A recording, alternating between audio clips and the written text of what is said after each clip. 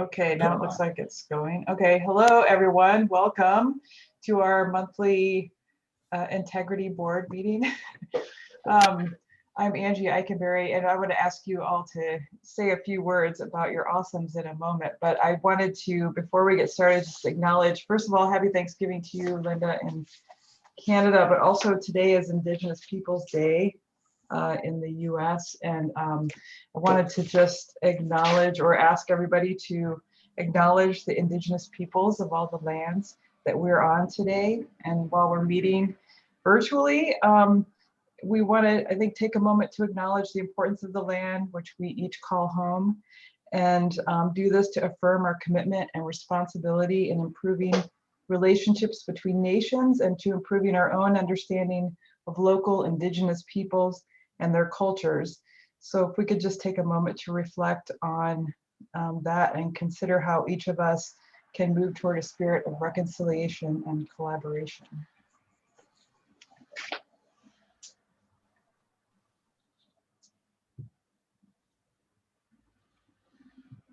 Thank you very much for that. As we normally do in our meetings, we start by just doing a introduction and also tell us a little bit about what's been awesome in your life the last month or so since we've seen each other.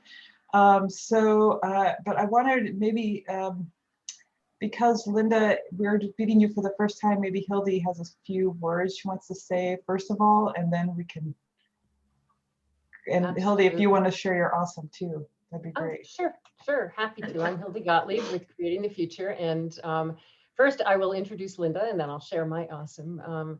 I am so happy that you are here, Linda. Linda and her partner, Erin, have been leading the charge at the Ontario Nonprofits Network in reimagining governance. And so you can imagine with all the conversations we have at this board that Linda and I have been having, and Erin have been having awesome conversations. So I'm just very, very, very glad that you are here today joining us. I think we have a couple other people who may be joining us via Twitter, so we will keep an eye out for that. We also had many people who wanted to join and were in Canada, and today is Thanksgiving in Canada. So happy Thanksgiving to you, Linda, and we're grateful that you're here. I am located in Tucson, Arizona, where the weather is finally starting to cool down.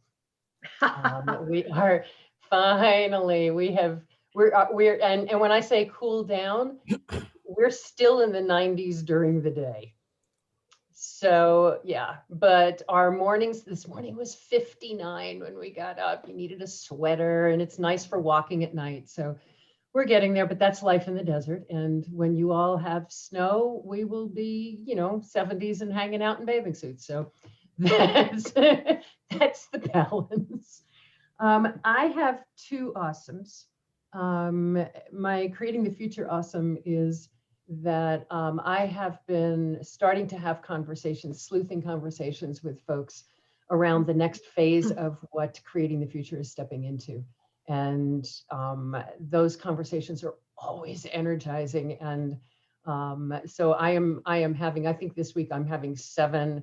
I'm scheduling, which for an introvert is a lot. I'm scheduling 10 and 12 meetings a week to just have these exploratory conversations about where we're headed. So I'm grateful to all of you who've been part of those conversations so far. Linda, I think we are scheduled for one, so I'm excited about that.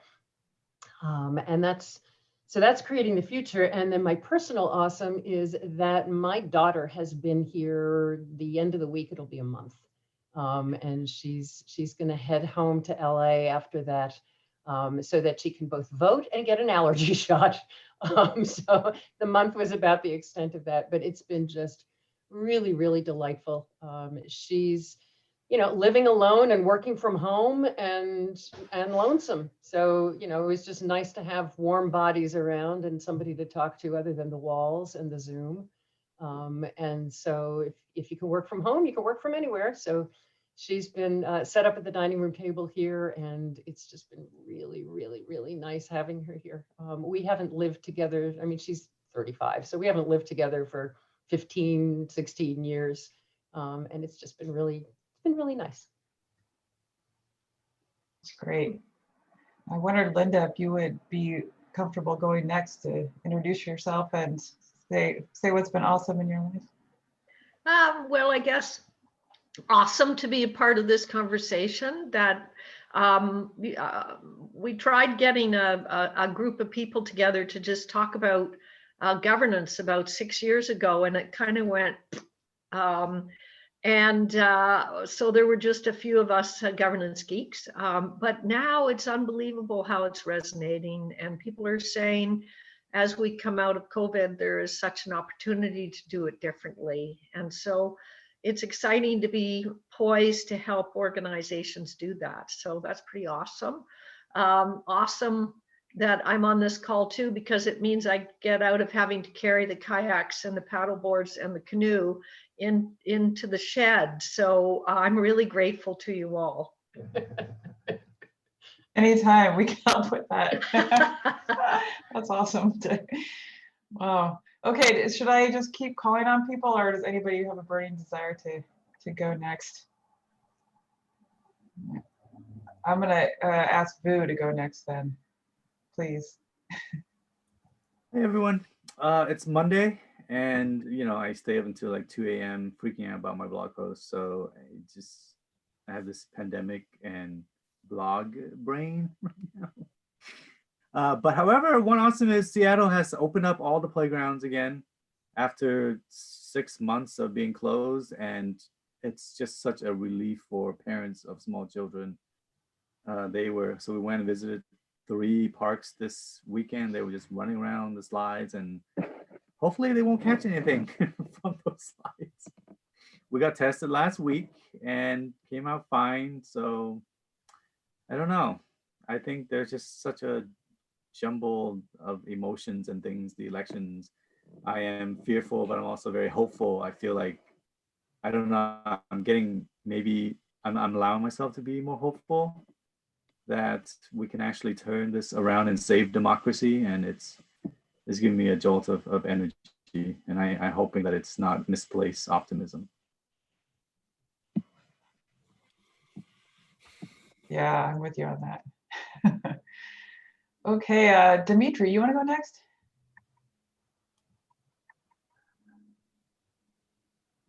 One of you needs to unmute. We trade the mic. Uh-oh. We trade the mic back and forth because we're like sitting right next to each other. Here I am. Hello. Oh. So, my sort of personal awesome revolves around Lizzie, in that she's been my helper, and I should say sometimes the lead, in painting the fascia on the house. So she's been up on the ladder, sanding, grinding, masking, priming, painting along with me, and we have finished the entire house. So it was, in addition to, it's fun having her here. She's a very neat personality, a very cool person. It's also kind of fun to have a helper during this time, and she got herself tested before she got here. We got ourselves tested before she arrived. So it is like having family and an extra worker. So that's been pretty awesome. So I'm excited about that. And I just wanted to share with Vu cautious optimism on my part as well. We shall see, but it's hard to have it not over hang on everything, in terms of life and where we're going next. But I feel the same way. So Thanks. Carl, you want to go next? Hi everyone, so I'm Carl, and I'm based out in the UK in a city called St Albans, which is about 20 miles north of London. The weather here is very different to the desert. So just looking at my calculator, it's 50 degrees Fahrenheit here, so we're 40 degrees lower than you. And the weather has really changed in the last few days. It's got really cold in the last few days, and so the heating is on now. It's a tough time. We're all struggling in the sense that what COVID has done to us is that many of us operating nonprofits that because of our social distancing rules, it means that we can't trade, that a lot of fundraising essentially has stopped. So we're all going through a bit of a tough time. And just to sort of today, that our Prime Minister has just announced some new rules, and literally half of the country is in lockdown now. And I think we will probably end up in lockdown in a matter of weeks, I suspect. So at the risk of sort of not having an awesome that's sort of about work, it's in some respects the awesome is about hanging on and hanging in there at the minute, because time's very tough. My personal awesome, which is sort of linked to that, is I have two sons, and my oldest son disappeared off to university a couple of weeks ago, which has sort of been a bit of a life-changing event for us. It's odd putting 3 plates out instead of 4. Is the main thing, but linking it to the sort of the other sort of the first part, of course, which I guess not many people were that surprised by, is that some of the cities in the UK where the virus is increasing rapidly are the university cities and towns, because all the students have gone back and they're partying, and they're one of the sort of the vectors. But touch wood, they'll be all right, and yeah, it's good to see you all. Good to see you too. Justin, you want to go next? Sure. Justin Pollock. So I am in Washington, D.C. And luckily not too close to the White House. So not in any of those vectors, most likely. And I think, Carl, I think that Vu and I have similar temperature-wise to you in the 50s, and kind of damp. I hear it's damp today, Vu, in Seattle. So it's raining here too, as we get remnants of the last hurricane that came up.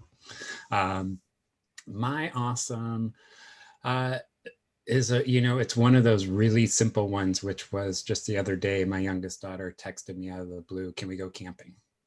And I was like, "When?" She's like, "I don't care. I just want to go."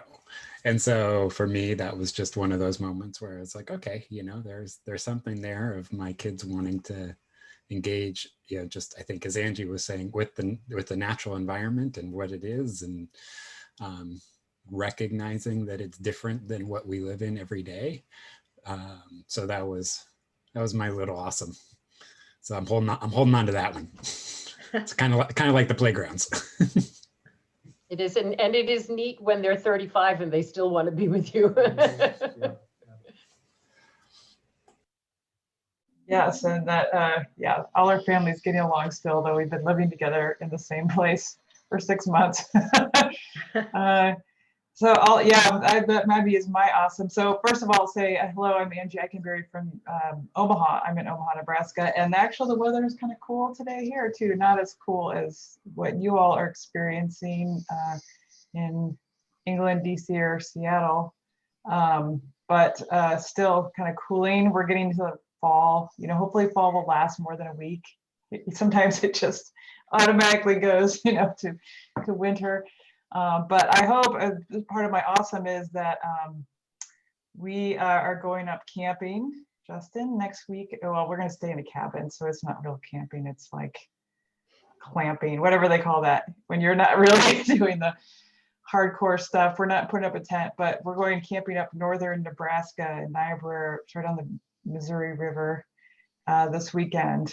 So we're going to get away. It's fall break time and the leaves are changing, so it's really nice to be able to get away. So I'm looking forward to that as my personal awesome. And my I guess organizational or professional awesome is I just got inducted into the National Academy of Public Administration, which is the, I guess, equivalent of any field has their sort of, in social science has their kind of academy, national academy, whatever, where we, the group kind of advises, in this case, around issues around public administration.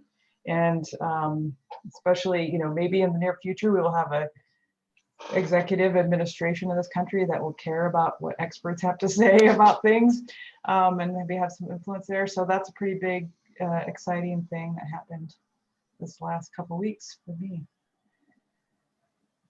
Okay, anybody else have anything else they want to add for their awesomes? We can transition to our agenda for today.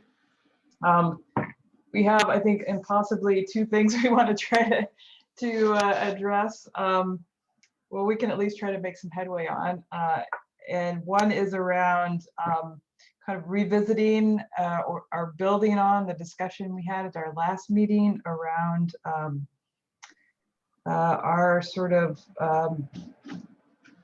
goals around racial justice and equity, and in particular, looking at our values in action and how we might want to adjust those in various ways, building on that discussion. And then we also need to spend a little time today before we leave each other to talk about kind of next steps with our integrity board and how we want to proceed to operate, I guess is one way to say it. So I was thinking for, I think all of you, I don't know if Linda got a copy of this, the notes from last meeting. Did you forward it to her? Okay, that's great. I just had a chance to glance at them. Yeah, probably that everybody's in that boat because I only put them together like, midnight last night, fortunately. I'm kind of, yeah, doing the same boat as you. I was like up too late and up too early, but and I thought maybe I could try to, I don't know, summarize a little bit about where we stopped last time, and then I think the next step is sort of discussing particularly what do we want to do about our current values and adjusting them based on that discussion or where we ended up. Does that sound okay, or does anybody have any other suggestions on that? So Angie, yeah. I just want to mention before we get going that if people are watching, I want to encourage folks to tweet to #creatingthefuture.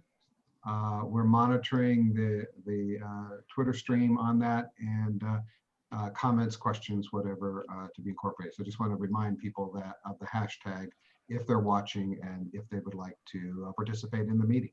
So thank you. Thank you very much.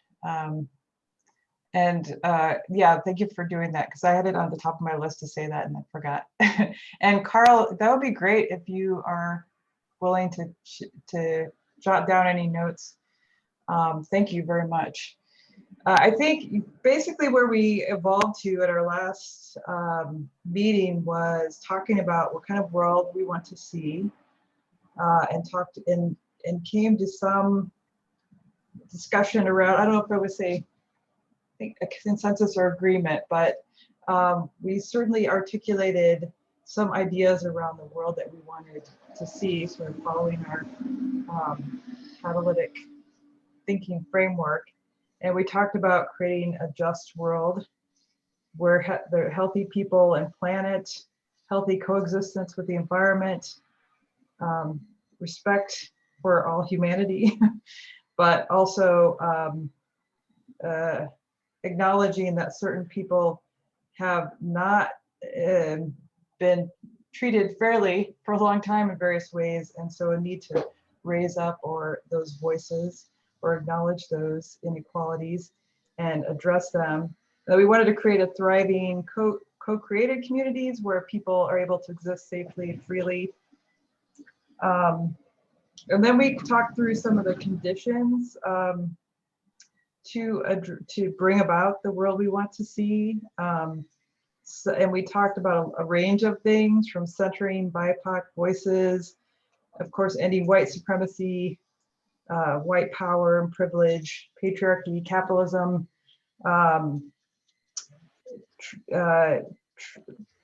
defining the police and mass incarceration. We talked about a lot and what it makes possible if we were to do those things, such as creating collaborative communities or community care focus,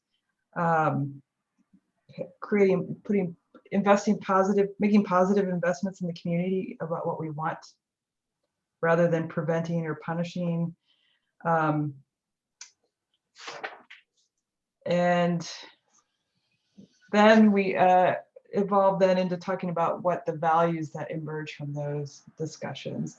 And these included centering people of color, community engagement and articulating our own needs, valuing all voices, but we need some kind of affirmative action that would raising the voices of Black, Indigenous, and people of color, equity over equality, systems thinking or systems over individuals, mutuality, community leadership and self-determination, interdependence, thriving, health, people and planet, ceding power to and following Black, Indigenous, and people of color, transformative justice and mutual aid, and impact over intent.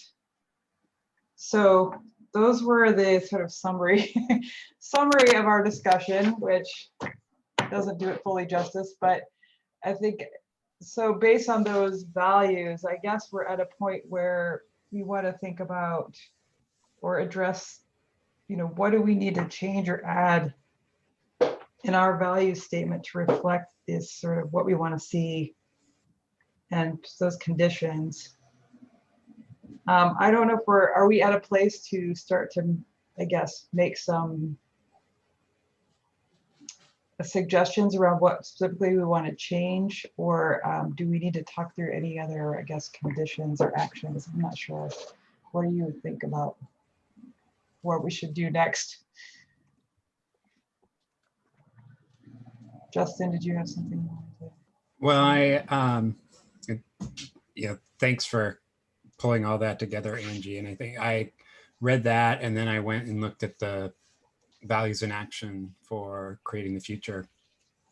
And some of this is also coming through some work that I'm doing with folks, both some of which is frustrating, some of which is really exciting, around how explicit we are about what we believe in our values, and how foundational that really is. And so I was even thinking, like, what popped into my head was, we have these breakouts of all the values, sort of these areas within creating the future, was to really add a section that was, values in action in our beliefs and assumptions. Like, really, because it was the call out where we said, let's put the values-based beliefs, and so I know that we had talked about some of those things, that, this idea of, justice for all, and, and clearly we believe in anti-racism,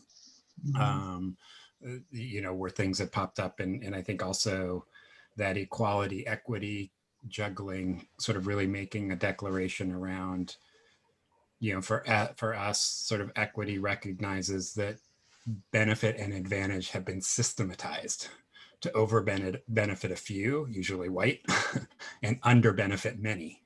And that we declaratively believe that, like, we feel strongly that that's the case. And we recognize that those have been built on race, gender, class, ethnicity. I was even thinking about sort of some of what we talked about, sort of this eco-political belief system, like people literally, like if you believe in capitalism, you do really well. If you don't, you get chastised or something like that. And sort of also that declarative saying we need new systems that really support thriving where those conditions, race, ethnicity, gender, don't determine your either over or under benefit from the system. So that was just a reflection, because I know part of what was pretty strong towards the end of the last call was we need to have the place where we are putting the banner forward to say, this is where we stand, this is what we stand upon. I don't want to say one side or the other, but just very clearly that piece. And what I will just share is that a lot of the work that I'm doing, and actually, Vu, your blog was really timely about capacity building, because the capacity I feel we don't build in organizations is that design thinking assumption capacity. We don't call it out to say, how are you strengthening that? And so that's where I sort of feel like this could help us. I've been thinking a lot about the writer in me is always, where do words go and how do we pull everything together? And I'm the thing that you're talking about, Justin, about needing another section.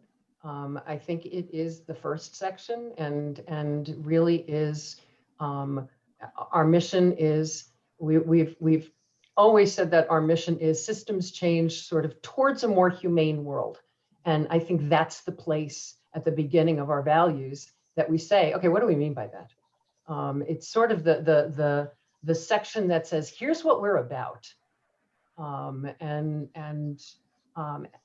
And this is what our board is going to be looking to ensure. So I think there's also a piece in there unrelated to the equity conversation.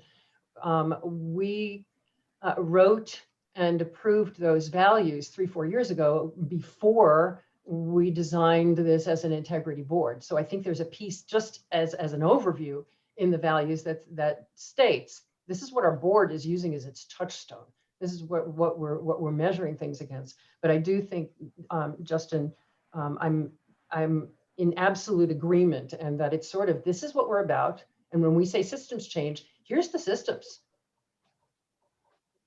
And you know, and some why, and some, you know, what will that look like in action?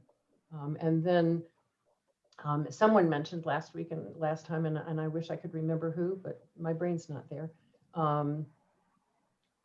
Really getting as granular as we can. It doesn't need to be necessarily in the publicly facing values document, the first page, I guess. First page is the generic page, but I think that also drilling down into, what does this look like when you get an email from us? What does this look like in our e-journal? What does this look like in, and I think those are some of the things that probably the board's going to wind up hashing out over time.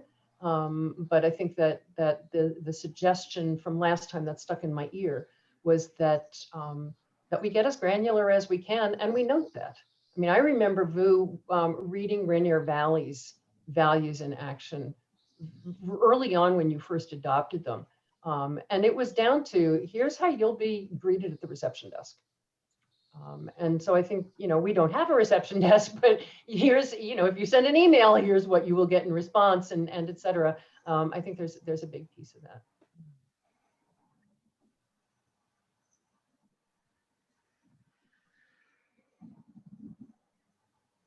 So it sounds like having that kind of new section.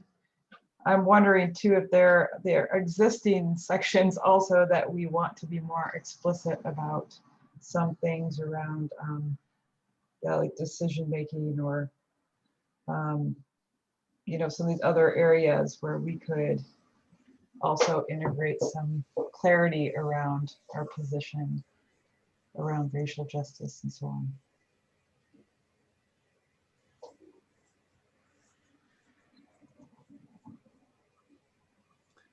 We speak a lot in generalities around inclusion, relationship, holding space, reflecting together. And I do think that that's a place where we could be much more explicit about raising up voices and you know, actively, yeah. And even plug in something around power and influence, because that's the piece that I always feel like gets missed when we talk about relationship and inclusion. Is like, oh yes, everyone's voice will be heard. I'm like, yeah, that's not enough. Like, their voice actually has to move things. and so there's a power piece. And so again, that's another one of the words that I think to call out some, you know, through, and I think, Angie, to your point, that actually plays out in the rest of the values, is talking about how we think about power.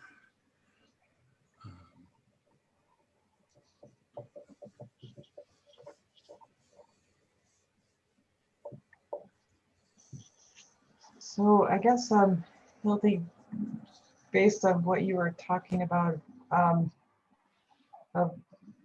just wondering, like, I think it sounds like we're in agreement that we want to add to our values, add a section, integrate. So I'm now thinking, is that true? If anybody's opposed to that, I guess you should speak up now. But if we're okay with that, then our next step with this is to start to think about the role of this integrity board in bringing those things about further, right? Get to Hildy's point about getting granular.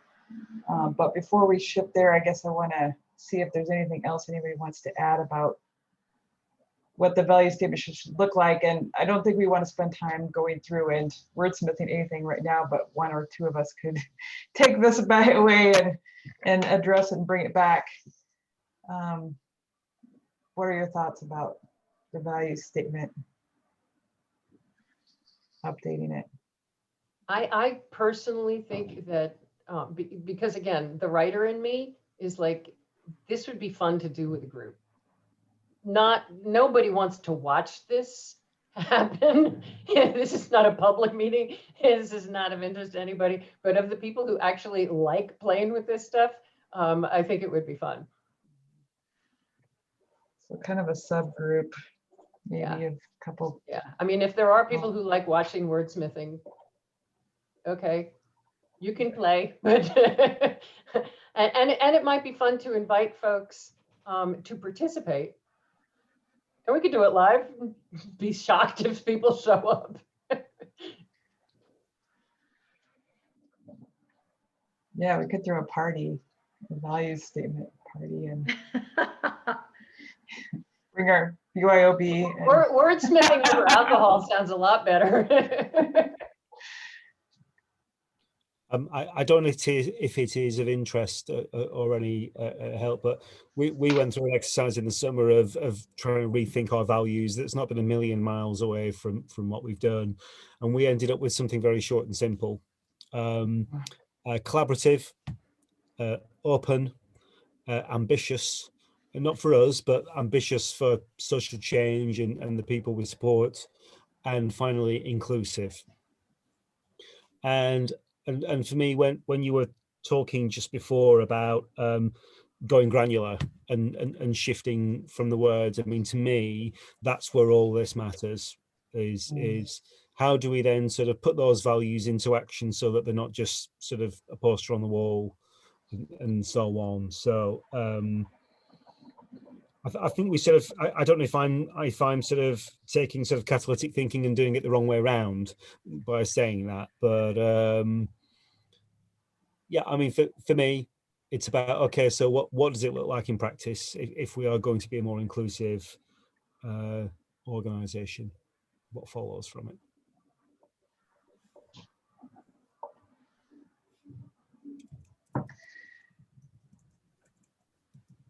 I think our value statements to some degree do that already, but when you started talking, Carl, I also was thinking about the value statements we have now are pretty detailed, right, and guidance, but I'm wondering if like they almost get to the point of so many that we don't, like, we just are like, okay, it's too overwhelming. Like, so it might be worth having like a punchy, like, you know, short list of keywords that we're always thinking about. Like, you know, I'm thinking some of the words you were talking about, Carl, are just like anti-racist or whatever kind of, you know, that would be helpful in moving us along toward action.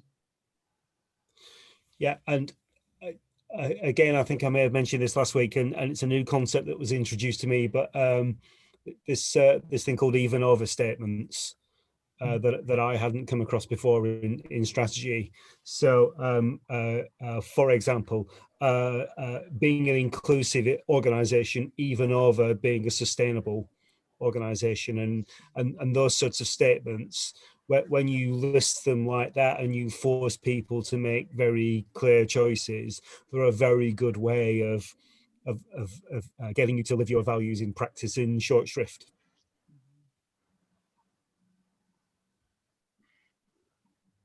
something I've seen work effectively in organization, I think people were talking about this at the very beginning, is the notion of separating what people's experience would be in your organization, being exposed to your organization, and then the different one around what is our vision, of a changed world that becomes important.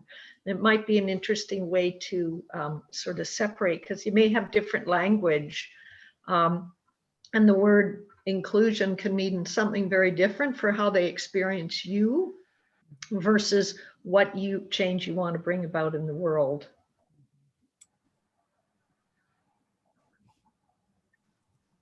I'm sort of seeing layers. I'm seeing it has to be, because otherwise, as you noted, Carl, if we're not stating what our values are in action, then they're meaningless. When I used to, long ago when I was consulting and I used to teach governance in the days when Enron was the big scandal. Now we've got 9 million other scandals. But I always used to note that the value statement on the wall in the lobby at Enron was integrity and honesty and respect. So, let's get real. So what do they look like in action, I think really matters. But I do think, Angie, that to your point, that it's, and when we adopted them, we said it's way too much. We needed to hone it down, and then life intervened and we didn't get to it. But I do think sort of doing it in layers, so that maybe page 1 is is sort of the summary. Here's what we're about, and then linking off of that could be just a way to do it. But again, I think we're sort of getting into the granular of the wordsmithing that might be something that we could do in a group. So I just want to share, I'm actually having a real response to the idea of not being granular. And I don't know if this is right, but it actually feels like a mechanism for separating ourselves from the reality of it. And what I mean by that is we have no problem developing a policy on hiring that gets into the kinds of questions you can ask but here we are saying we can't be so explicit. And I think, Rainier Valley Core, I use that all the time as an example. I say, look at what it looks like when people really put to paper what they think, and they go down to the detail that we go into other things. Our budgets look at this much detail. Why doesn't our thinking look at this much detail? And I actually think it's a cover. It allows us to not have to deal with it. It allows us to allow for different interpretations of what inclusion means. It allows us to say words like opportunity zone. I'm like, bullshit. I don't want an opportunity zone. I want a success zone. Or I don't want things that are accessible. I want people accessing stuff that's there. So I actually want to encourage us not to shy away from being very transparent about the detail of the thinking, because it's going to force us to put things out there and to make sure that they have validity based on the voices and opinions and the influence that we want. I think we have to demonstrate us ruffling feathers and shifting systems too. I've always said, you should budget values. You should budget leadership. You should, we can create this document that says where our money is going to go. And we sit there and hold ourselves accountable to it. And we measure success.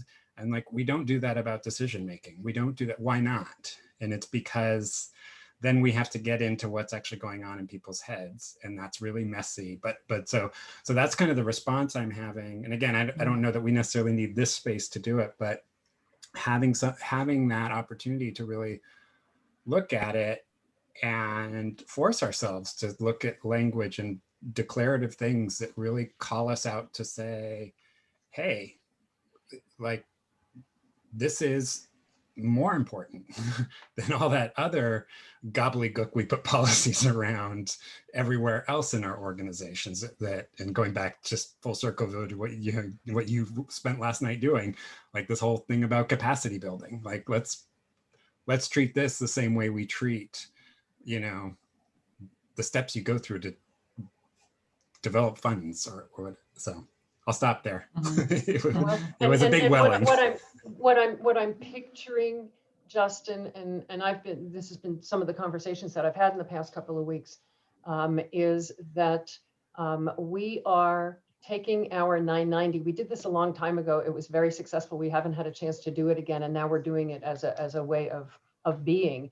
We're taking our 990 and annotating the entire thing.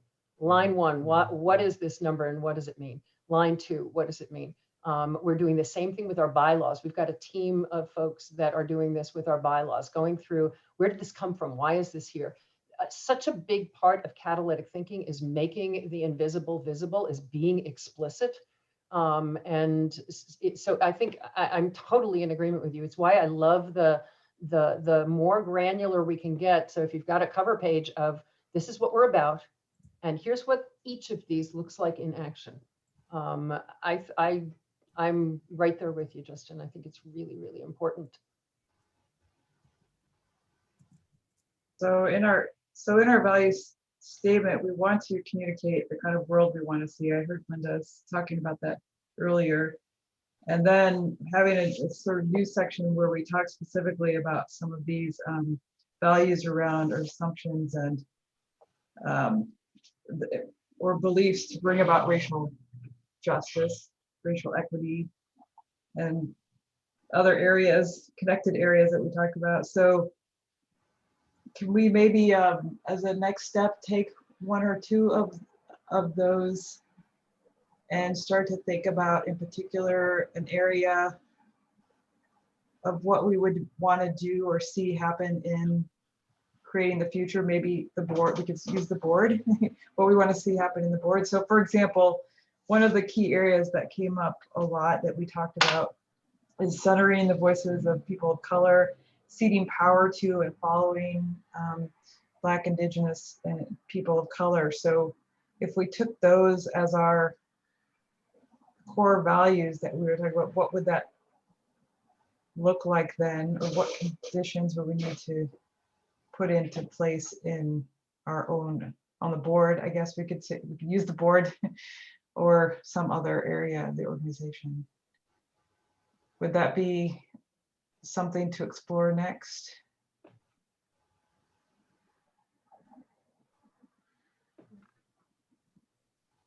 Vu, do you have any thoughts about any of this? Not right now. No. Okay. I'm almost wondering, I'm just going to babble a little bit.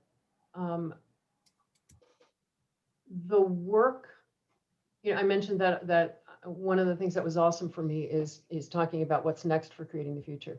What's next for creating the future is going to add all sorts of positions, for lack of a better word. People is going to add lots more people to the work that Creating the Future is doing. To date, it has been a small core of us who are volunteers working on stipend wages. And that's going to change dramatically in the next year. And I'm almost wondering if these are the kinds of issues, adding people, adding, how do we determine salaries? How do we determine who? What is the process by which we are recruiting people to both the board and the staff and the consulting or whatever? But I'm seeing those conversations as the practical day-to-day conversations of the board, of the organization, that if we ask, okay, so if we are adding staff, what does the board want to look at as an integrity board, and making sure that all of the values that we have been talking about are included in how the board is doing its integrity work. So I'm almost wondering if there's the practical day-to-day and saying, if these are our values, then this is what the board is going to be asking every time we come up against this. So I'm just wondering if that might be a way to frame it, rather than just infusing that conversation into absolutely everything. It's sort of like annotating that process. We're making this decision because we're taking this action because. And so in real time, as you know, what you're talking about, Hill, you know, it's the same thing we were doing with our 990. So it does, when people come to the website and learn who we are and what we're doing, the people who attend this upcoming session or this meeting now can understand more about catalytic thinking, who we are, and why we're doing it. So I think it's a really powerful way of conveying it to folks that is understandable on many different levels. It makes it practical. There's some of what's been interesting to read in the popular press. So the New York Times doing opinion pieces and analysis, and the Atlantic and those kinds, looking at whether or not DEI training is effective, especially in large corporations, where they're trying to do the right thing. And so they bring in a trainer and they facilitate workshops around diversity and inclusion and equity. And the thing that nags at me every time I see that, and the analysis is that it doesn't change much. In a lot of those organizations, it doesn't change much. And to me, it's what happens on the ground. That if we're not talking about where the rubber hits the road, and that these are questions we're going to ask, whether we're adding new board members, or whether we're hiring a bookkeeper, or whether we're determining salaries, or whether whatever we're doing, it seems to me that these are the questions we infuse into all of that. And so every time I read those analyses, I'm like, yeah, because you're talking about it up here, and where it really matters is down here where you're typing the memo.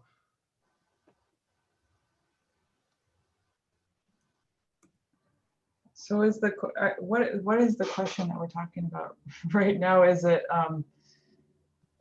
how do we implement this area that we've been talking about that involves centering people of color, valuing all voices, but especially raising the voices of people that have been kind of marginalized, as well as some of the mutuality, I can't say that word, interdependence. I'm just wondering, like, if we want to,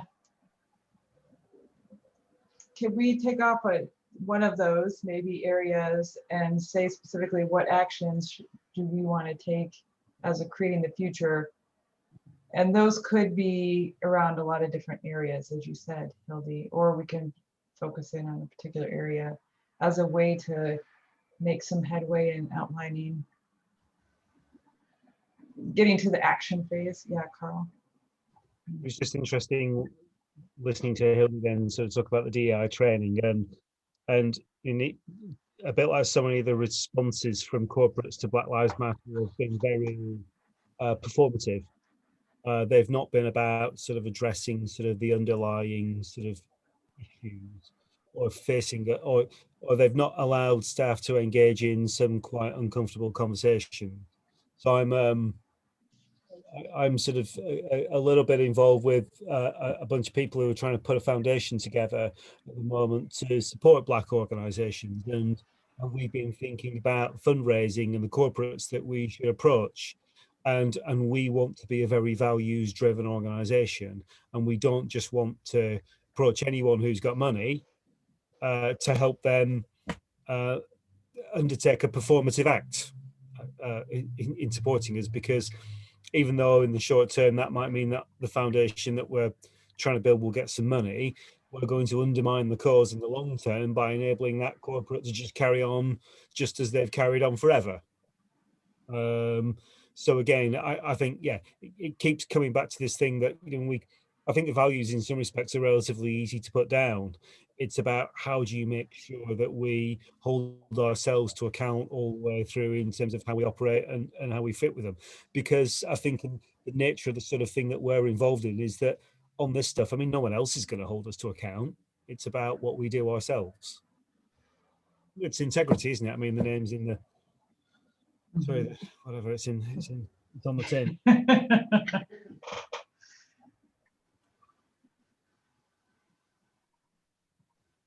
There's also a piece of me because we have always seen ourselves and the work of our board as a live ongoing demonstration pilot project experiment. And we do know that there are people who listen to our meetings as instruction of stuff that they can do with their own boards. And this has been going on since we've been recording, which is awesome, which is absolutely awesome. There's a piece in me that gets excited about modeling what it looks like to have board conversations around the practical stuff that boards deal with all the time.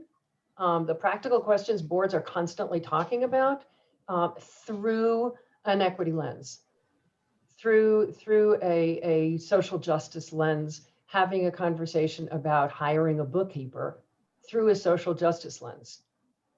There's something that I find exciting just in terms of modeling what is possible, not just for us, but for other organizations as well as okay, so what could it look like?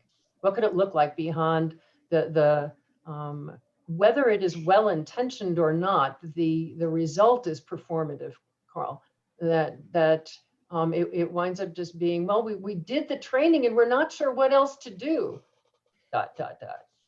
And you know, so I think that there's something there about having, oh, well, you could do this. Oh, okay. But sort of you come back though, don't you? You were talking about the 990 before. So I don't know that. Well, that only reports on the financial decisions. It doesn't actually report on the important decisions that we will make throughout the year. I mean, I don't even know if it will be possible that you could look at, okay, well, what were the 10 or the 5 biggest decisions that we made in this last year, and how do they stack up through our values lens, so that you have sort of a companion sort of piece to the 990, which is this is how we performed against our financial sort of goals, and then this is how we performed against our values. Values 990. There you go, Justin. Yeah. Well, so one thing that and this kind of goes back, Angie, to your question, you know, again, what are we doing?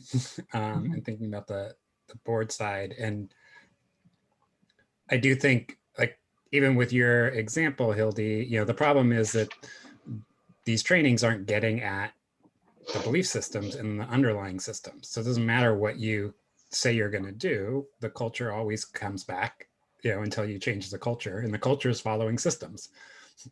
So you're sort of caught in this sort of catch-22. Do you change the beliefs first or the systems first? And I think you can do both, which is, and I think actually going back to what you were saying, Hildy, about the questions and even this notion of bylaws, let's change the system.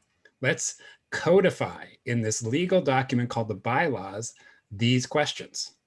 The board will ask, you know, have we asked about, you know, equity? Have we asked about environmental impact of this decision? And in that way, we can prescribe those values. You know, can we consider this decision one that is anti-racist? Can we, I mean, we can name those things. Is it anti-colonialist? Is it that we don't, you know, and obviously we need some backup documentation of what we mean by that. But if we codify it in a foundational document, we're changing the system. We're not dependent on sort of what people are thinking. We're codifying it and saying, okay, board, if that's our integrity. Our integrity is we ask and grapple with this question. We don't necessarily know what the answer is going to be. And I think, to Carl's point, there might even be some framing around decision, how we frame decisions, the even over, was it even over? You know, that we recognize the tension and turmoil that is involved in trying to do what we are trying to do. Because I also think we need to acknowledge that I mean, Carl, you very graciously shared the challenges of navigating through some of this stuff. And, you know, again, when we start pushing against other things like, you know, economic justice and ecological justice and those things, we have even the potential for stronger pushback and harder decisions, because we live in a system that's not working. And some of us benefit from that. And to think about changing it in a way that de-benefits, I don't even know how to talk about it, but again, I talked about it in the last meeting, of this acknowledgement that equity involves a rebalancing. And so there is a part of me that sort of thinks about, from the board standpoint, not necessarily for sort of other places within the organization where we're putting policies or prescriptives in place at the board level. If we do look about, and again, we've been talking about re-envisioning that whole notion of what bylaws are, that we claim it as this document that's declarative about thinking and beliefs.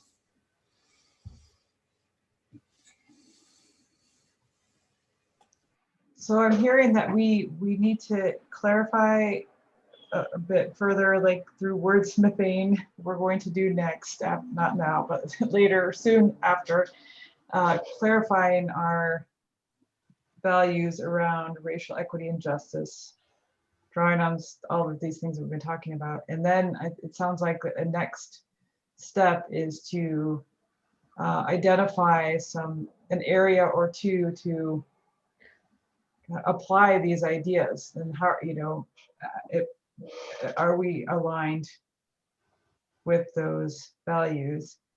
And there are various things that have been said about what we might do. I would like to advocate for us to start with the board ourselves, and talking about who's on the board and how we can possibly be an integrity board without reflecting more More integrity. representation. Yes. But Carl, you have something else to say. I'm as you probably worked out these by now, I'm actually quite a practical person, and I really like what Justin was saying about how this is something that you write into your document, about you're thinking about, this is what we believe in. And I mean, maybe I'm not being very original here, but the idea that a governing document isn't just your rules of operation, but it's your beliefs and your thinking when you were set up, I sort of really like that. And then I also like what Hildy said before, that like people look to this, to what we say here, to help them think very practically about how to do it. And I guess my simple point that I'm laboring over here is that it sounds nice and easy, sort of like putting into your governing documents about what you believe in and so on, but I wonder quite practically, how do you actually do that? And that could be one of the things I'd like to do in the future. It just so happens that we're talking about racial justice today, but we've talked about climate justice and so on. So for organizations that are set up just to address children or animals or whatever, and they have that very specific purpose in their governing documents, it might be interesting at some point for us to think about how do you put these broader social justice aspirations into your governing document?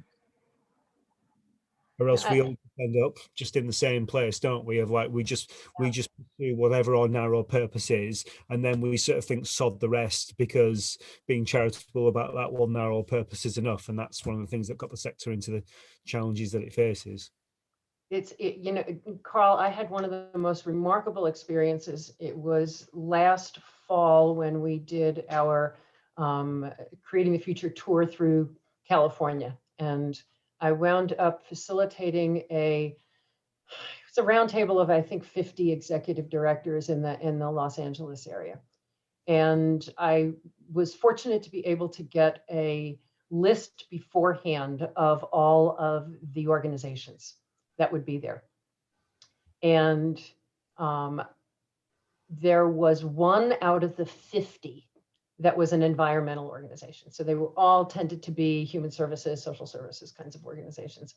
And so one of the exercises that I had them do was to break out into groups of 4 or 5, and that they needed to go around and figure out how all of them, human service organizations, how their mission related to climate change.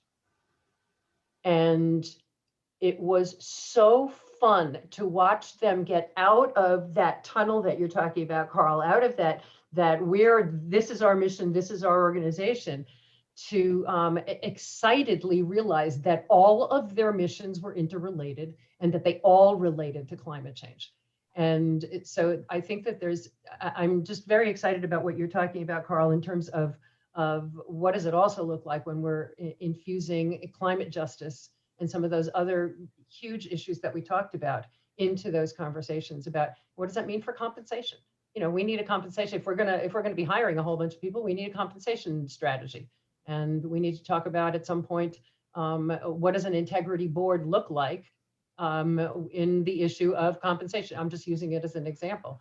How does that build into climate justice? And I don't know what the answer is, but I think that it would be really, really instructive to have those conversations.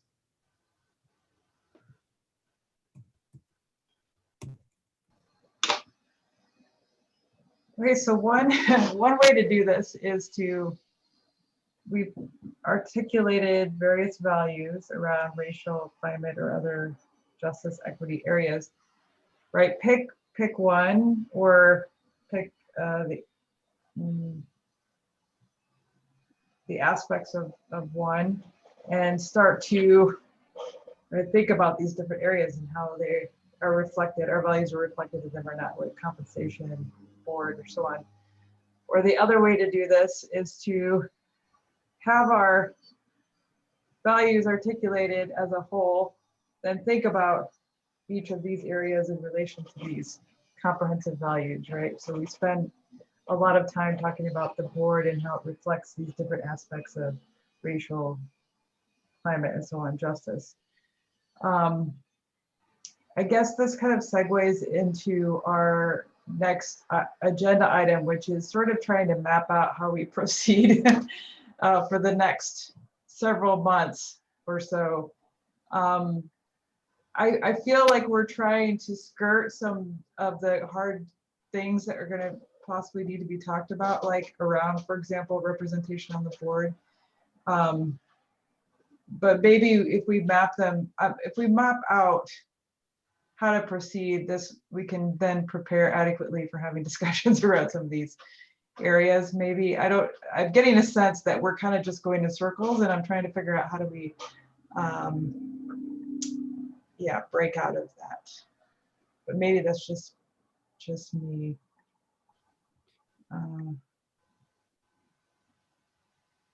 Yeah, so does anybody have any strong feelings about, let's say, obviously we need to spend a little time updating the values and making sure it reflects what all the things we've been talking about in the notes, and we're not gonna be able to do that right now. But so we could wait to have further discussion about how we're applying those values, and right now just talk about a process for going forward. Yeah, Carl. Well, I mean, I think this is a challenging conversation, and I think when I sort of think back to sort of my initial worries about when we started having the conversation, I guess what I'd sort of say is that I think we need to incorporate this stuff into our values and our purpose without it becoming our purpose. So I think maybe this is a bit clumsy, but I think what I'm trying to say is that I think the reason that we're struggling a bit is because it's not the purpose, or I don't think it's the purpose of this organization just to be a racial justice organization. It's a capacity building organization that should have racial justice as part of its values. And I wonder if we're struggling because we're trying to completely 180 degrees sort of change the organization into something that it's not, led by people who aren't sort of at the heart of this conversation, when actually what we should be just doing is think about, okay, this is important. We integrate it in terms of what we do by rewriting our values. Angie's absolutely right that the representation thing sticks out like a sore thumb in terms of talking. But once we've got this, we need to think about all those other things that we're meant to be sort of modeling. And we get back to, okay, well, what's the next number of months looking like in terms of building the new, creating the future, which is about thinking about what is our model? Because we still haven't quite got to the bottom of that. I mean, I don't know if that helps or not. But,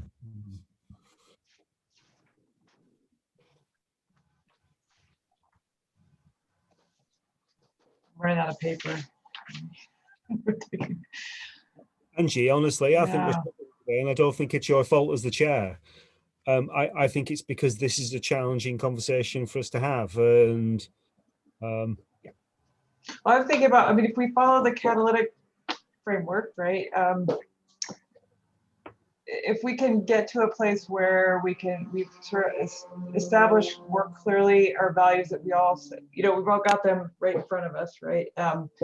In a way that's a little bit easier to follow.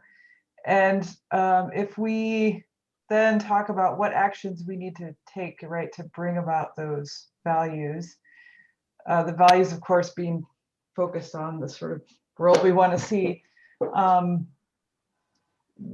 I think if we have a sort of map, I don't think it will be so hard. I just feel like we need a clear mapping that out.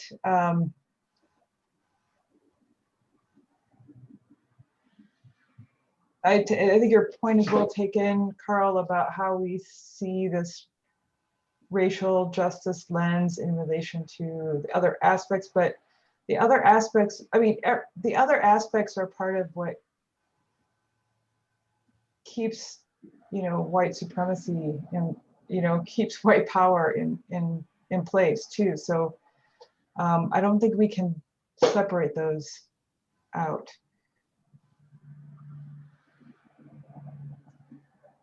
Like for me, I keep coming back to this thing that Vu's brought up several times around centering people of color and what work has already been done. I think it was Deborah said last time, like there are people doing some of this work already or have been for a long time. It's just that, as basically she didn't say this directly, but I think she implied it was like, as white people, you just weren't aware of it, So, so how do we? I think that that's part of what we need to sort of bring that into the discussion and think about how are we not just coming in like, and saying, here's the way we think it should be done, right? But that how do we use the processes that we have been talking about for a long time and have in place to, right, support. I don't know, maybe I'm going too far in my analysis assessment here. I thought that was a fair assessment based on the conversation that we had last time, and I think that was the criticism at the end of the conversation, that you're a bunch of people that have just discovered something, and you're in danger of becoming white saviors. I think that was a very fair criticism. So it strikes me the conversation is about how can we be better allies. Yeah, right. And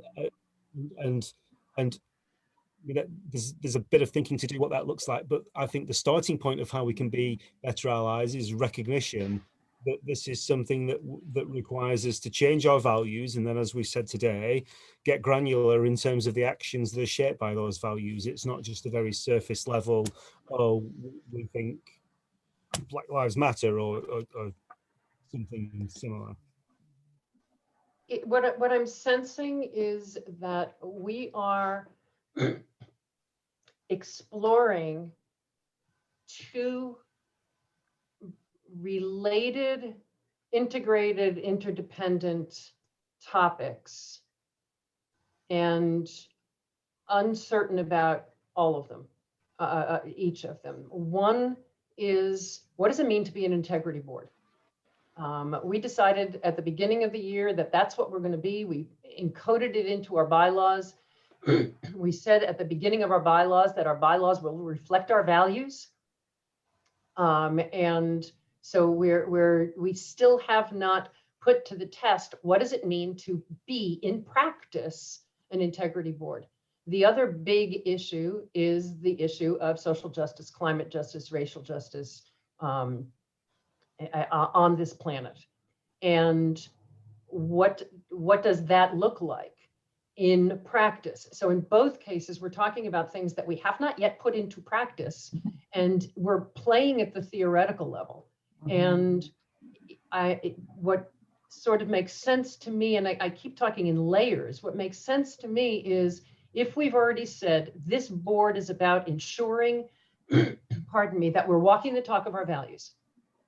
If we have embedded our values into the bylaws, if we rewrite our values so that it is crystal clear what we are about, what we are against, what we are for, and we've already said the board is in charge of ensuring that, the place where we're walking in circles is that both of those places are places that only matter in practice, and we've been talking about them at the theoretical level. And I really sense that we need just a practical example to play with.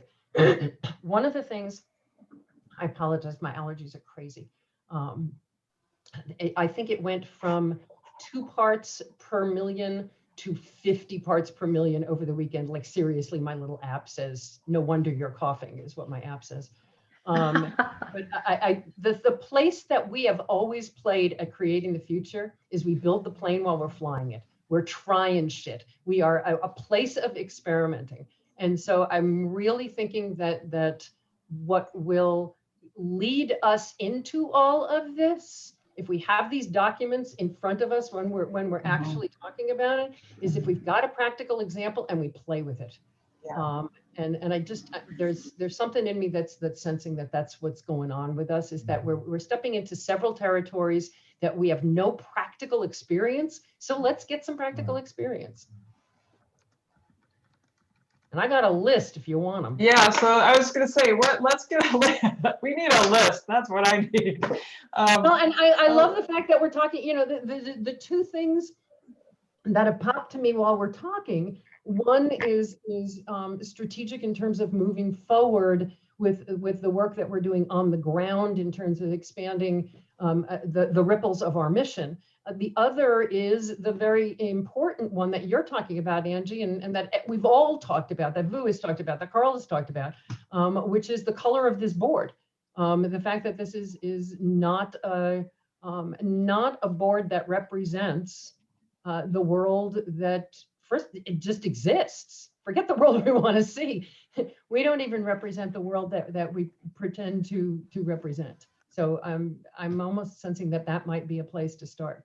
And interestingly, for those who were not here for it, or those who it's so long ago don't remember, well, I know Linda had to go for family stuff.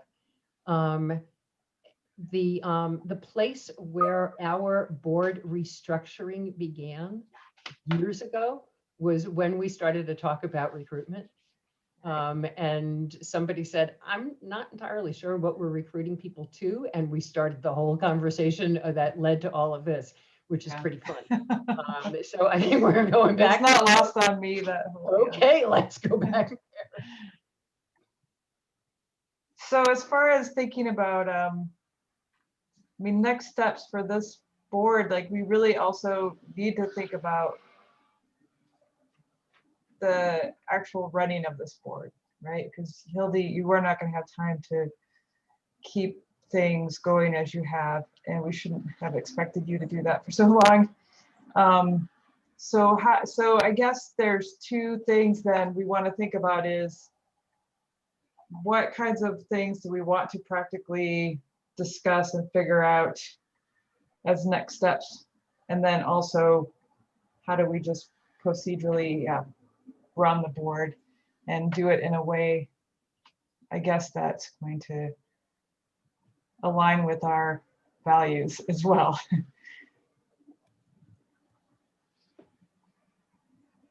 So maybe the easy one is what is like if we were to have some practical things to talk about the next, you know, few meetings, are there any that any of you feel strongly about focusing on it? It sounds like Hildy would really, you'd like us to talk about, kind of the staffing as we're thinking about expanding, what that would, I guess, hiring would look like.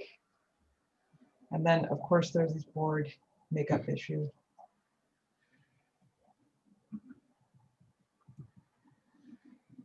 And I would also really like to talk about compensation.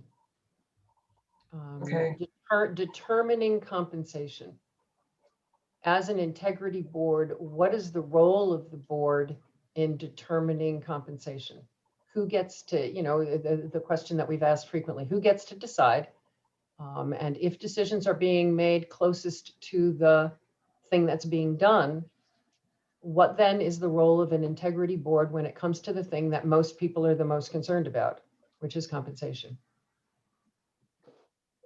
One of the yeah buts that I've been hearing a lot is, yeah, but who's going to determine the compensation for for anybody? Oh, if your board is just focusing on integrity, who's going to determine compensation? To me, the question flips to, okay, what will it take for the board to ensure that our values are being upheld in the conversation of compensation? So to me, that is a big one. And you mentioned hiring, Angie, and absolutely board recruitment. Those three pop for me right now. I don't know what others have.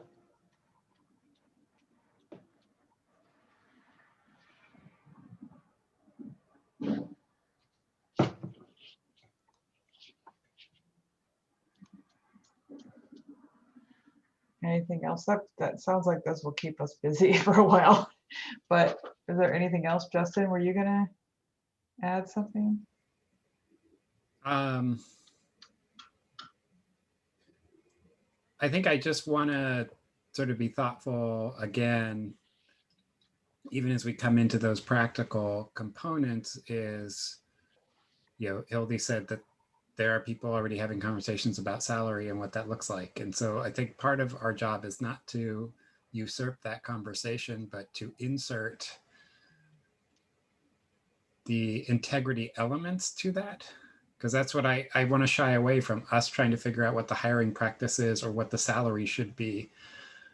But I think what we do need to be able to establish is our expectations about the considerations that go into setting a salary. What are the, it's kind of like, what are the guardrails, or even the,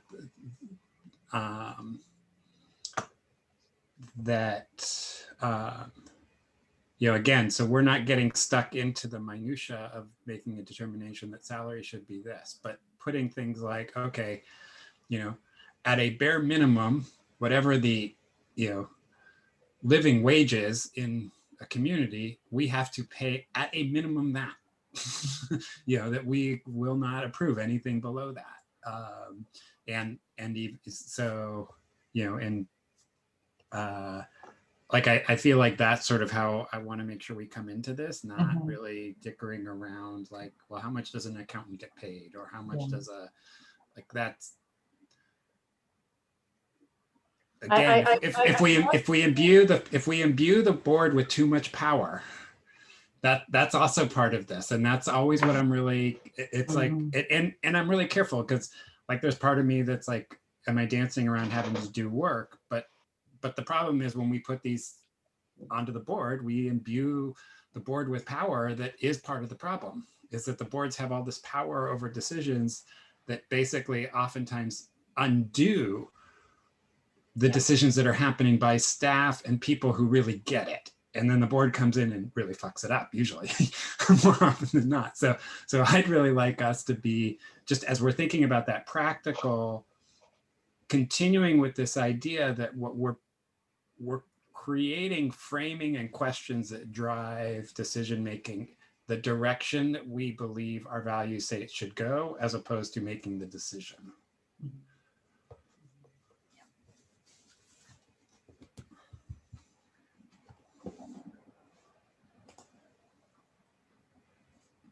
Go ahead.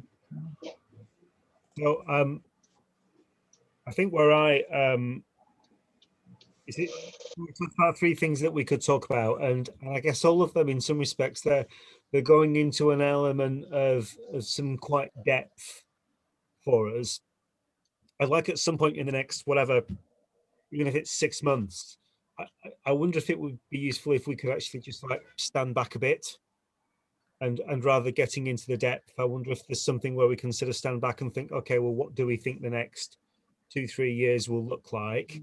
Because Hildy, at some point, presumably your conversations will be getting to a point where when you've got a bit of a clearer idea um, uh, at some point. So I don't know if this is something for in the new year when you find out.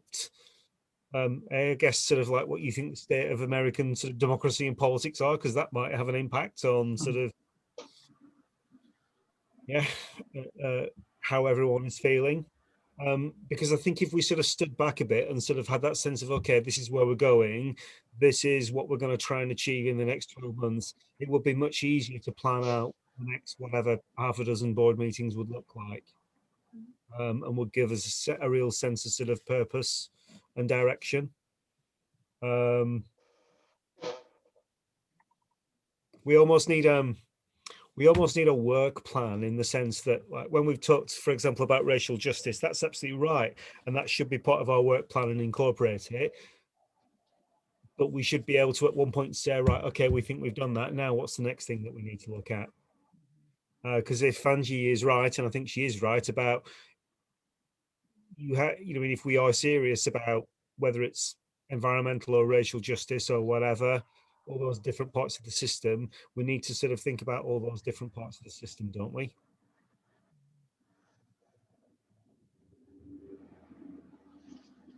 So Yeah, yeah, I think that sounds good. we've talked about the environment at various times, including sort of like over the summer when the awful stuff was happening in sort of California. Well, we should be having the same level of conversation about, well, what is it about our behaviors and our ways of working that help or might undermine sort of the justice that we seek in relation to the environment.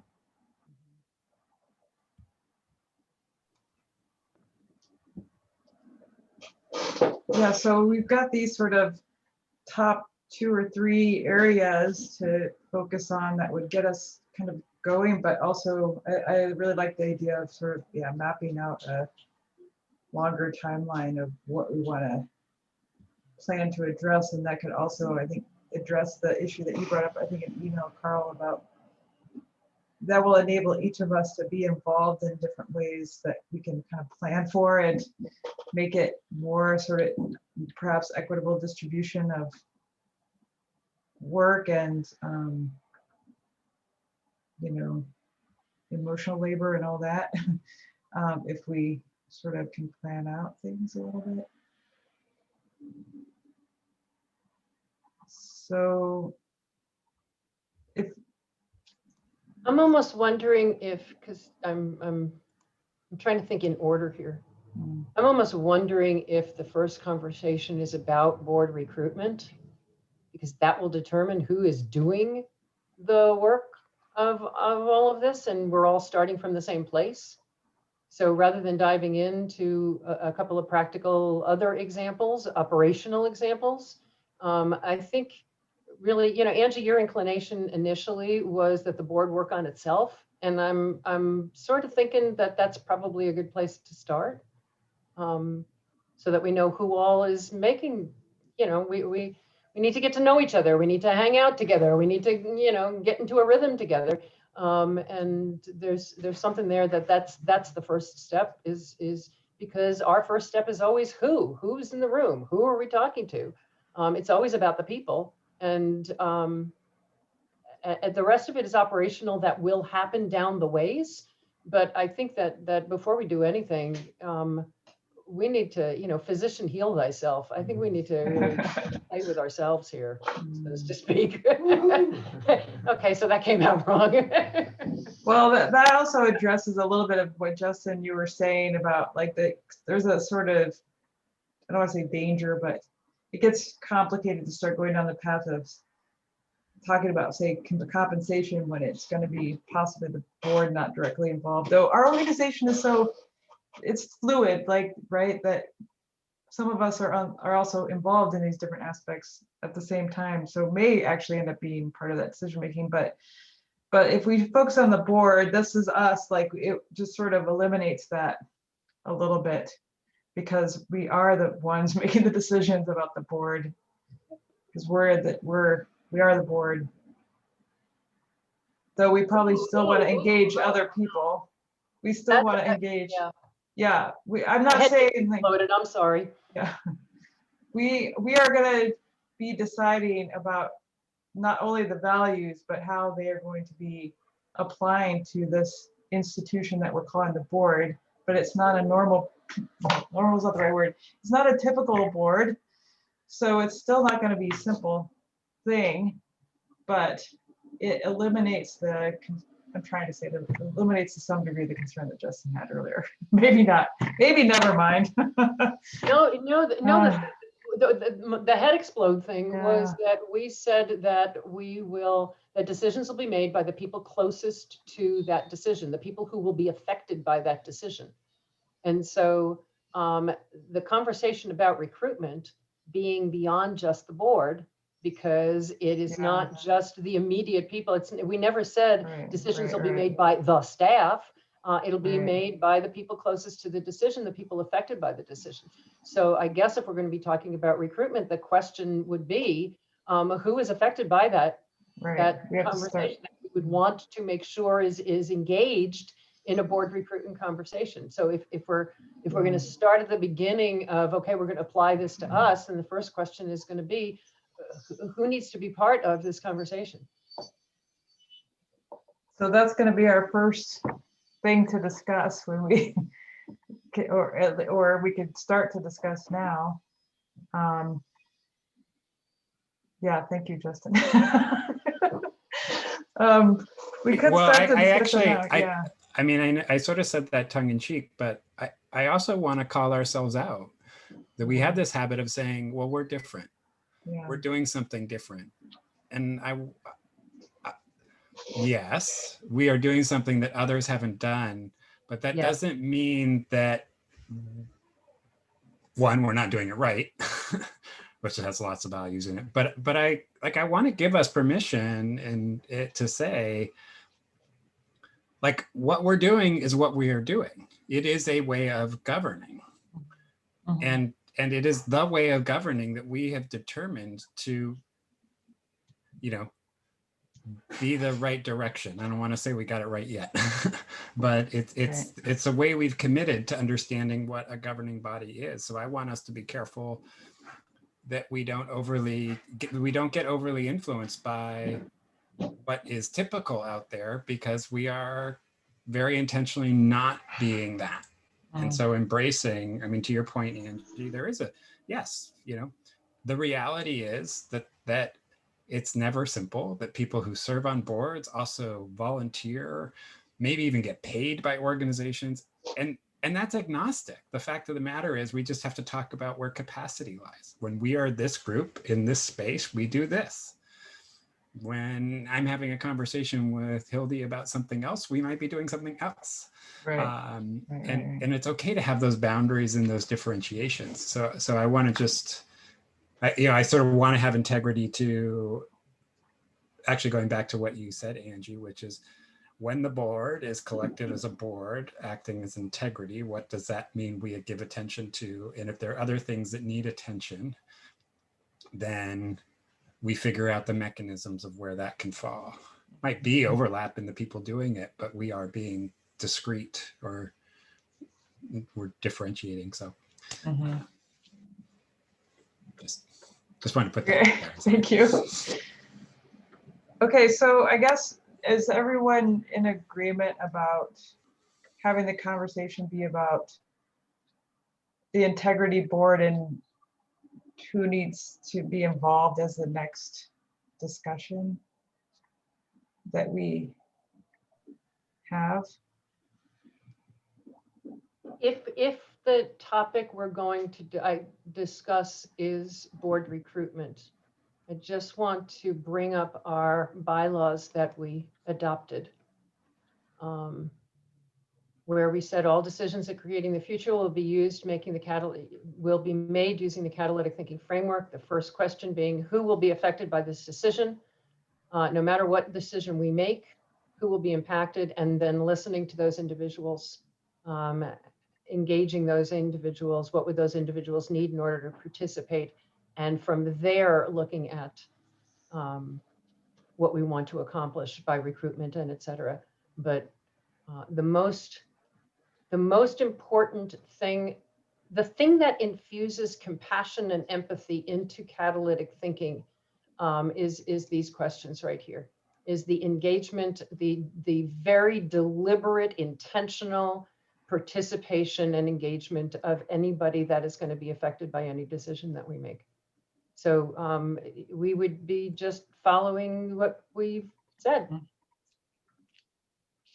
Yes, and so if we are all in agreement that board recruitment's our next kind of topic of focus, then we will follow the process that we have laid out in our bylaws to have that discussion. Is everybody okay with that as the next step? Okay.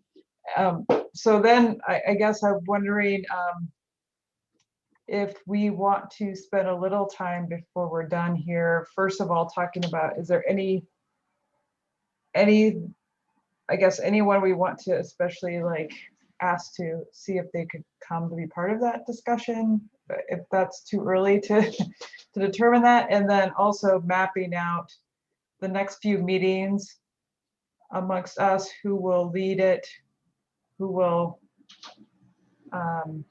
take notes, just how are we going to make sure that we keep going?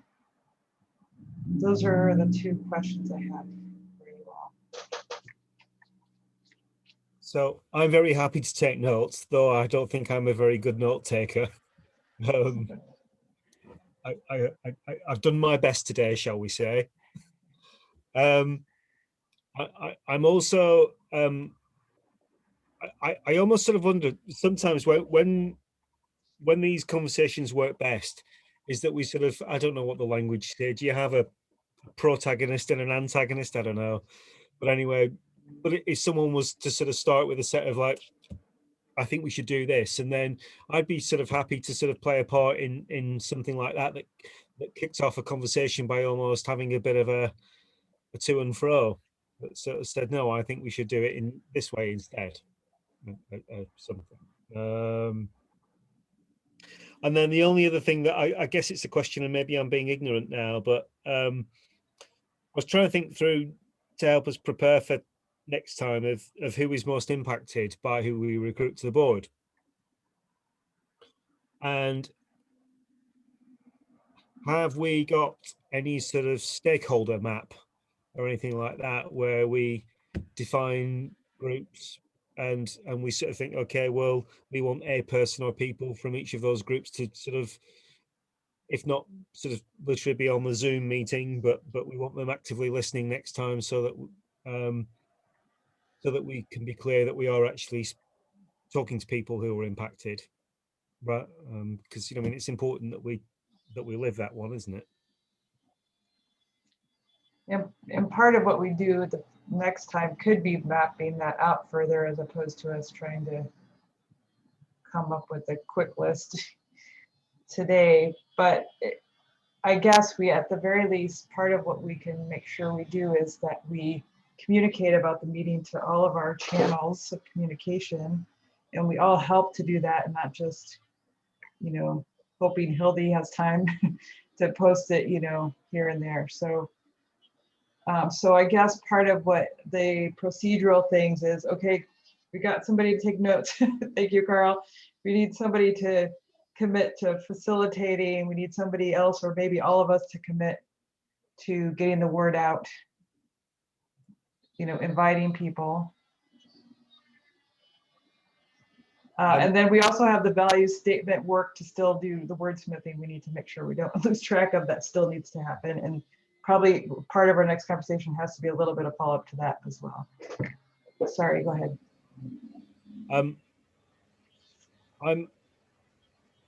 I think one of the things that maybe again this is just me, but I think these meetings are hard to facilitate if you're not Hildy, and I'd be terrified. Yes. I would be terrified of trying to facilitate this meeting. And Hildy, you've done it for so long, and that we just take it for granted that you do it, and it comes to you so easily. I'd be very happy to facilitate a meeting in the future, but I don't think I could do that without the safety net of maybe having something like written down. So I think what I take away, one of the things I take away from the meeting today is that I'm happy to facilitate in future, but I need something to help me do it, so that I don't think I could have done as good a job as Angie has done today, for example. I think it's going to be actually easier next time because it's pretty clear. We have the kind of like framework steps to follow. Like today's was it was a little unclear how to plug in. At least that's what I found. So I think you can do it, Carl. Is what I'm saying. The beauty of our having documented in the bylaws the questions that we're going to ask when we're making decisions. So the fact that, and I stuck in the chat the link directly to the bylaws PDF, that the catalytic thinking questions really give us, and the reason it's easy for me, Carl, is because I have so embodied catalytic thinking into, those are the questions I ask about everything. So, you know, the first question I ask is who's going to be impacted? And we go through the list of who's going to be impacted. The second question I ask is, what do we want this conversation to make possible for them? It is just the same questions over and over. Why is it easy for me? Because I could wake up in the morning and I have the same question about what I'm going to have for dinner. She lives it. Okay, I will be affected. So I am happy to take notes at the next meeting. I'll offer to chair at the meeting after. I don't mind stepping in to facilitate the next session. And, you know, I actually do think that, you know, that question that came up several years ago around, you know, what is it that we're recruiting people to? I think focusing next time on what is the experience of being on this board? What do we envision that to actually look like? So that I think we're in a better position to frame that based on both what we want to see as well as what we've experienced, and then, you know, use the catalytic thinking to really ask, well, whom should be a part of that conversation, those kinds of conversations, and what do they need to be able to be invited to want to participate, to really look at those kinds of questions, because I think that's where we can very quickly get to the tactics of how we invite people without really thinking about, like I'm sitting here thinking about when I talk to someone, what are all the questions they would be asking about just even coming to one of our board meetings that I would need to be able to answer. And that I would want to provide answers to that really are authentic, so that we understand, really what we're inviting people into, and making that clear. So I think having that conversation, I think we're in a much better position now than we were several years ago to have that conversation, and to use it from the lenses that we want to apply. Yeah, like we now have we will have a clear statement around racial equity and justice, and those kinds of areas that we hadn't really addressed before. So that should help with these conversations too. Thank you, Jason, or Justin. I say Jason, Justin, sorry, for being willing to do that. Is there any other things that we need to think about getting into place in order to have a good next meeting? We do need to definitely have an interim session on wordsmithing the values. Yeah. And we can do a calendar thing to figure out when that can work. Who wants to be involved in that?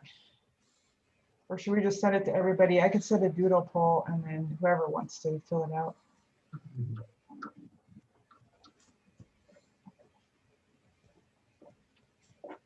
Any we usually do a blog post that announces what's going on. I'm happy to continue to do the blog post just because it's easy. It doesn't take me that long. I'm happy to do the blog post announcing the meeting, and Dimitri can embed this into it, and et cetera, et cetera. And Carl has maybe some notes that we can use there. They're not very good this time, I'm afraid. Don't worry. I mean, I could set aside some time to re-listen and kind of record some of this, but it's not, a lot of what we talked about today was just trying to figure out what to do next. So I'm not sure we need to convey all the details of that, but yeah. Could I make a reflection on the blog and like what we might write up? Someone said to me a few months ago that with your trustee board meetings is that if everyone goes well, you're not doing it right. And that actually, you know, I mean, some of them are a bit awkward, or they might be difficult, or like you fall out a little bit. That's right. That's how it should be. And I guess, I mean, it's been a bit of an odd fish, this meeting for me.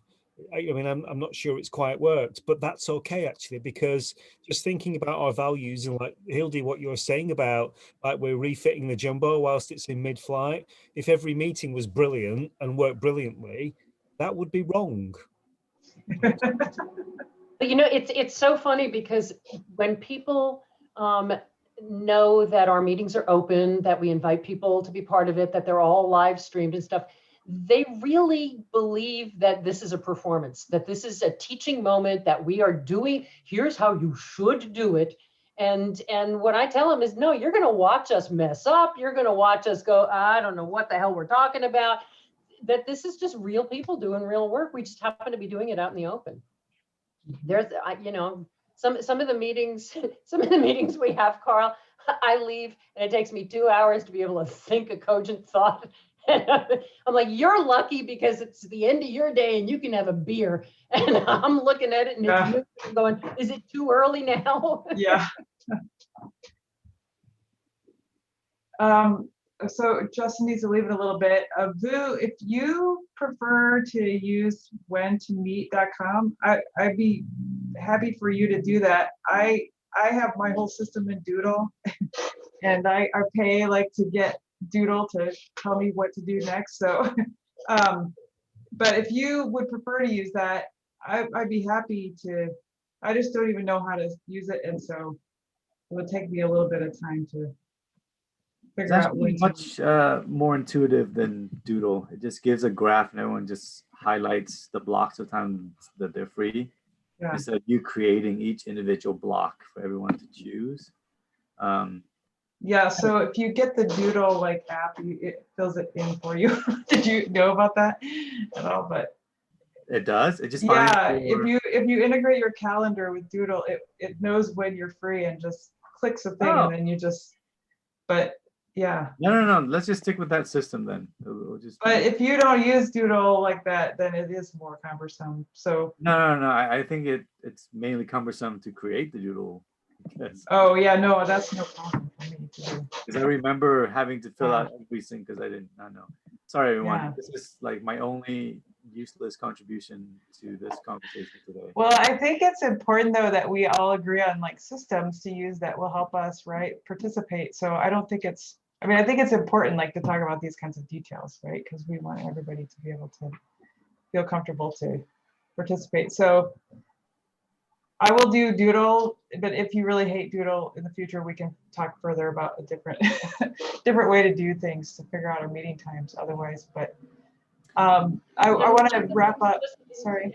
Angie, I'm sorry to interrupt, but one of the things that eventually, in terms of the work that I'm doing to instill as much infrastructure as possible into creating the future, because the infrastructure to date has been Dimitri and me and a ragtag team of people who care, that supporting the board, we're actually looking at a position for that.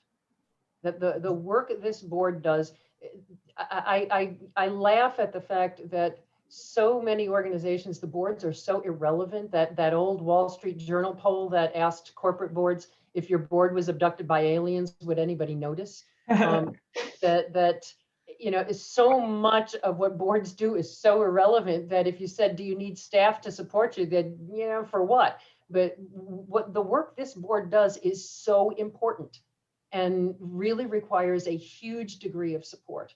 And so having a person who can do the calendaring, do the inviting, do the summaries, do the, you know, whether it's a person or a staff or whatever, but I think a big piece of the infrastructure that we are looking to institute is that this board needs support.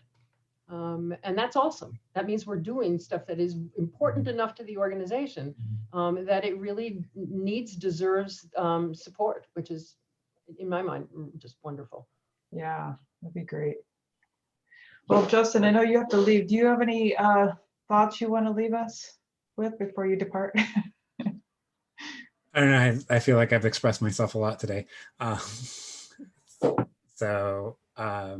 mean, I think it's good that we're talking about this and pushing ourselves on it. But I don't know that I have anything particularly additional in reflecting. Anything standing out to you?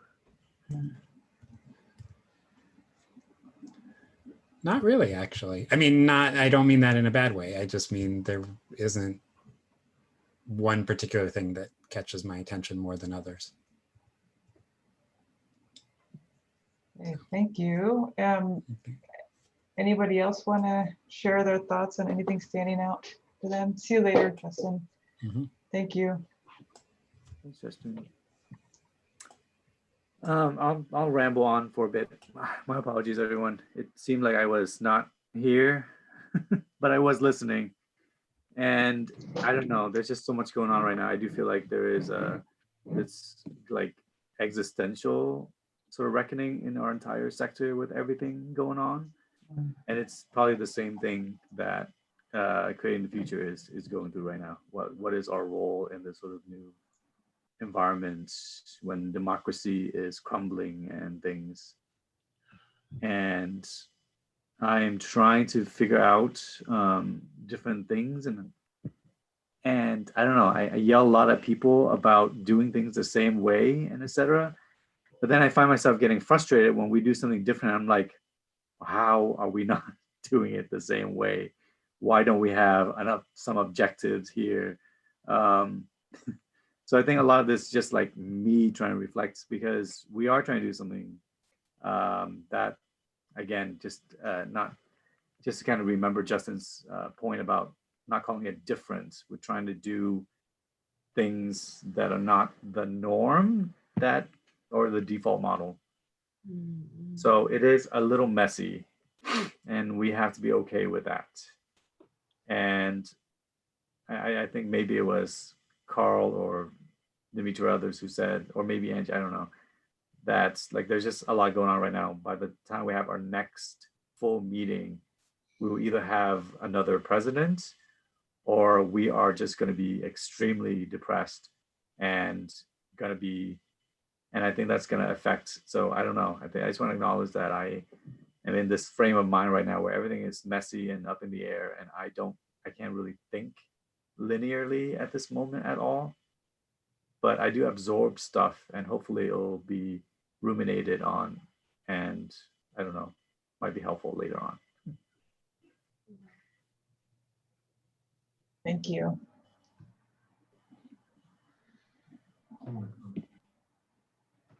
Anyone else? Dimitri? What I'm reflecting on is sort of playing off of what you just said, Vu, and what Justin was talking about in terms of atypical and the times that we're in. What I'm really wondering is the influence of the time on what we're doing and the effectiveness of it. And I'm thinking of it in a very positive light, that because things are chaotic, there's an opportunity to really highlight an atypical approach to things. It goes to the Sisyphus article that Hildy wrote a while back, and what we're trying to accomplish. So yeah, what I'm taking away from this is a really positive, optimistic viewpoint that yes, it is very, very messy, but it is very, very messy because it's a very messy world right now, and that we are looking at creating reason and logic out of that in a way that changes what is typical. So that's kind of what I'm taking away from this session today, is that there is we have an opportunity here to do some really amazing stuff. We've always had that opportunity, but it's also being influenced by what's happening outside. And that's, everything from the Black Lives Matter movement to what's happening in our US political structure to whatever. So, I want to leave this session with that thought, because that's really what I have been ruminating over for the last couple hours. Thank you. So to Vu and Dimitri, your point about things being messy, my slightly more working class expression is that things are a bit shitty, actually, rather than messy. And I say that because someone said to me the other day, if you're leading any sort of like non-profit or public organization at the minute, I mean, you're doing well. Give everyone like a break at the minute and share some kindness and some love, because it's really hard. And whatever you do, someone criticizes you. It's difficult to know what to do. So, I don't think we can leave these meetings at the minute and have some perfect roadmap about what we're going to do for the next 6 months or what everyone should do. So maybe that comes back to the point about values. So you've got to have some North Star all the time, haven't you?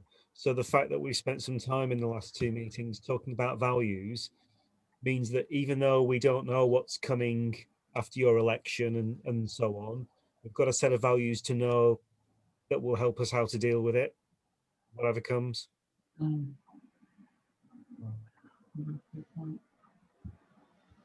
Yes, that. Yeah, I just scribbled down, Carl, the importance of values in an uncertain world. I mean, oh boy, you just nailed it. What are your reflections, Hildy? I always have problems with the word messy. And the reason I have problems with the word messy is because it makes us feel messy. And the reality is that that evolution could be seen as messy, that an ecosystem could be seen as messy. But that what we're actually doing is moving from to. We're doing the even over thing, Carl. And part of what feels messy, and you articulated this so perfectly, Vu. I have told 1,000,000 times since our meeting, whenever the hell it was, the story that you told, Vu, of the kids who were told to draw a fish. And we were talking about, when we say board, we picture a thing. And that's the disconnect. That's why it feels messy in our heads. I mean, aside from the fact that the world is a mess. We're operating inside a world that is a mess, that is completely conflicted, because I think truly our world is in evolution. I think that we are in that point where we're moving from to.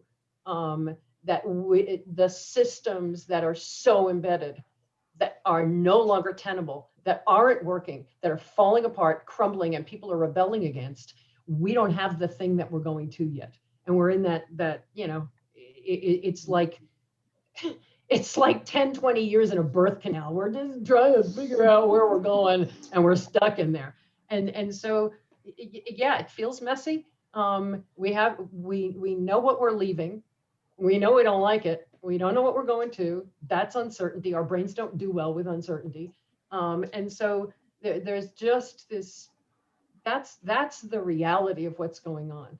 And so I don't do well with the word messy. I do really well with the word we're evolving, that takes work, that is It is making our brains do things that our brains don't normally do. Our brains like predictability. It likes it, oh, my chair is where I left it yesterday, not what happened to my desk. Those sorts, and nothing is where it was. Nothing is where it was. And the minute we wake up the next morning, the thing we thought was where it was, even that's not where it was. So that is a big piece of what's happening, is we're creating, and it's the building the plane while we're flying it. That's not comfortable. That because you're flying in the air and you're going, oh shit, we could use a wing back there as you're diving down. The other thing that, and I'm playing with the word atypical and normal and all of those, our purpose is to explore what's effective. That's our purpose. And so we're just doing our job. And I think we're doing it admirably. To explore what works, to explore what's effective. It's not that one is right and one is wrong. We're just seeking the thing that will lead to the most change in the world. And we're playing with it. What does it look like when we're leading for that, when we're walking through that, when we're seeing everything through that lens? So I want to sort of hold the space for this very precious thing that we are holding the space. All of us are holding the space for a million things in our lives, for our families, for ourselves, for our sanity, for our communities, for our organizations. And that is a shitload to hold. And we're all doing it with as much grace as we can muster. And I just need to say how honored I am to be in the room with every one of you. And Justin, and I wish Linda were here too. I'm just really, really, really grateful. Yeah, thank you, Hildy. I feel the same, and I really appreciate all you've done to help get us to have these discussions and be here together to have these discussions. And I guess my main takeaway as we approach the hour is this work is hard, but I think important, like, and necessary work.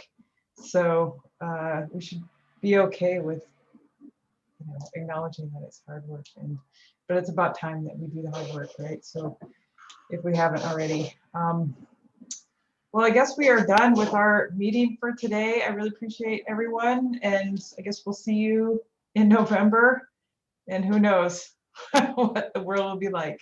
If we all show up drunk, you'll know. Fingers crossed, yes. Angie, thank you. Thank are you. awesome. Thank you, Angie. You are Thank you, awesome. Angie. Thank you. Thanks a lot, everyone. We'll see you later. Good night, everyone. Bye. Bye. Good night, Carl.